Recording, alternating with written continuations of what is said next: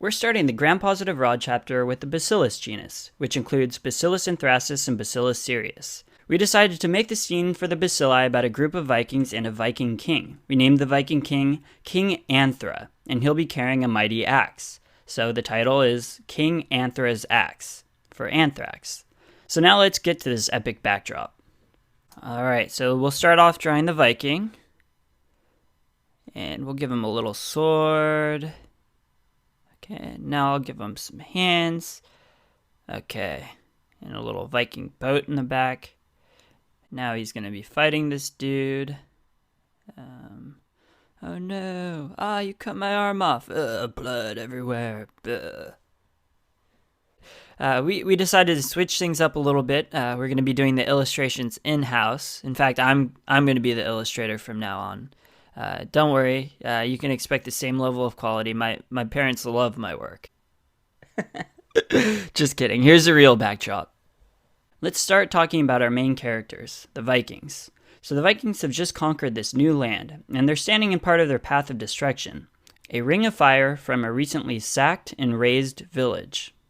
The dead, black, charred center of the circle with surrounding red-hot flames nicely illustrates a black eschar, or a black necrotic cutaneous lesion with a surrounding erythematous ring. We hope that if you're shown a picture of an eschar, you immediately associate it with this ring of fire. The next thing you need to know about Bacillus anthracis is that they're often described as looking like large gram-positive rods and chains.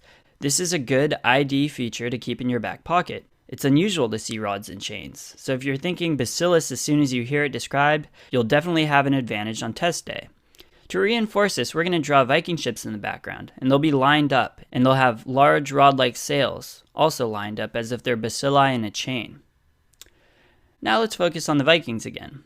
You'll notice that they have armor on, and in the past, like for strep pneumo, if something has armor on, it means it's encapsulated. So Bacillus is also encapsulated, however their capsules are somewhat unique. I know it may seem like a burden to memorize these additional features, but really unique features are great for us because if we hear them, they act like buzzwords, and that really helps clue us into an answer. So the unique feature about the capsule is that it's made of protein. The other capsules we've talked about are made of polysaccharides. So to remember protein, we've made their armor leather. Leather is obviously a protein, so this should help you remember that. To go into even more detail, the capsule is made out of poly-D-glutamate. If you remember poly-D, you should be able to pick it out in a question. So how do we illustrate poly-D? Originally, we were going to have our Vikings GTL along Jersey Shore, but in our beta test we found that any mention of Jersey Shore in our videos immediately made viewers stupider. So out of concern for your health, we've eliminated any and all Jersey Shore references, and we'll just represent poly-Ds by drawing multiple buckles on the armor that are in the shape of Ds. So these multiple Ds are poly-Ds. Bacillus anthracis is an obligate aerobe. This means it can only survive in the presence of oxygen. Our symbol for obligate aerobe is going to be an air bellow. We'll have our Viking on the left using this bellow to stoke the flames. Just as the fire needs air to thrive, so does the obligate aerobe. Since there are many obligate aerobes that you need to remember, we're going to use this bellow as our standard recurring symbol. Bacillus anthracis is best known because of the 2001 anthrax scare, which demonstrated its ability to be weaponized. It was sent in envelopes directly to victims. And what does a paper envelope and a plate of blood agar have in common? Well, not much, which makes it pretty tough for bacteria to survive. However, Bacillus anthracis can form spores, which means it hibernates in a state without any significant metabolic activity, and with a sturdy protective covering, it's highly resistant to temperature and chemicals. So it's able to survive an extremely long time in almost any environment.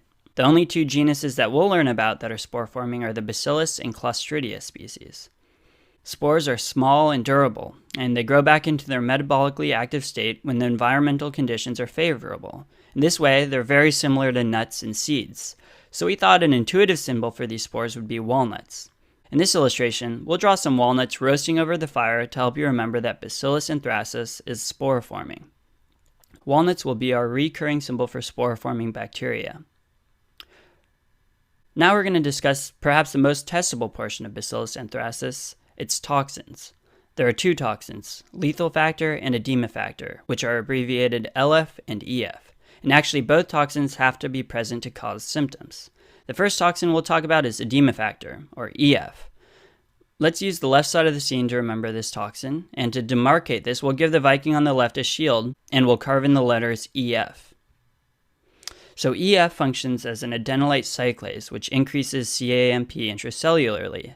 Then this increase in CAMP causes fluid to go into the extracellular space, which means it causes edema. This edema inhibits host defenses and indirectly prevents phagocytosis.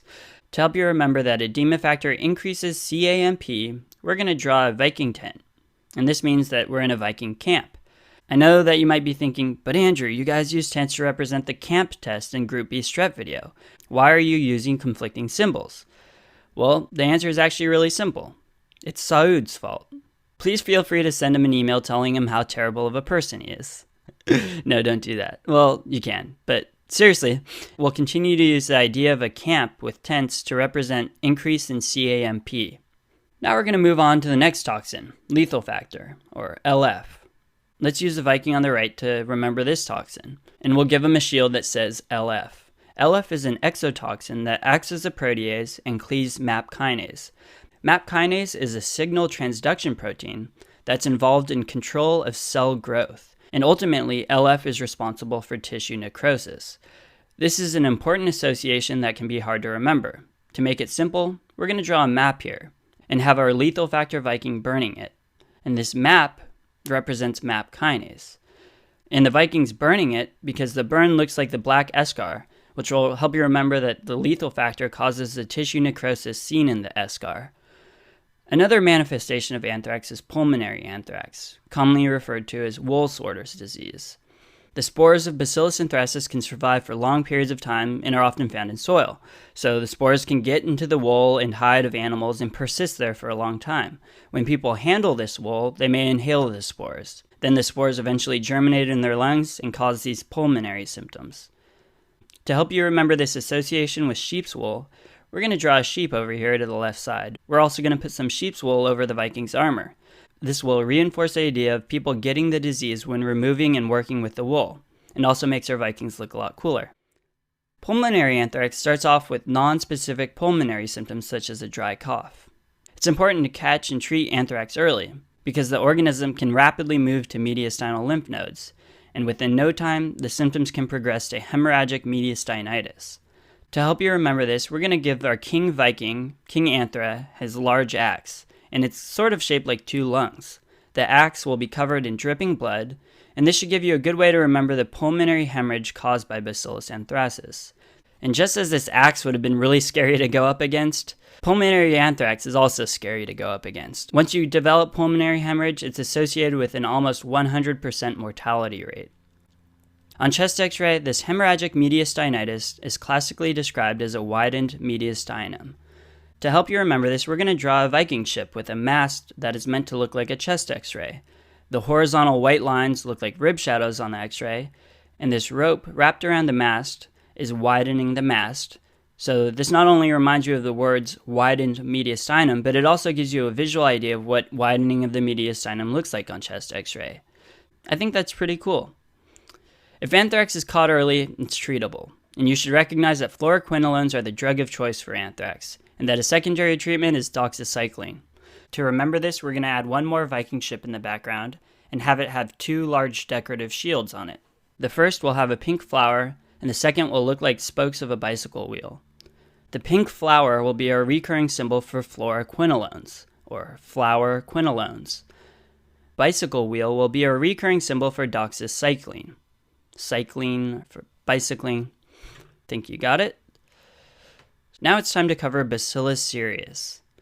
B. cereus is also aerobic and spore forming, and there's very little more that you need to know about this microbe, so we'll be able to represent all the additional information with one character.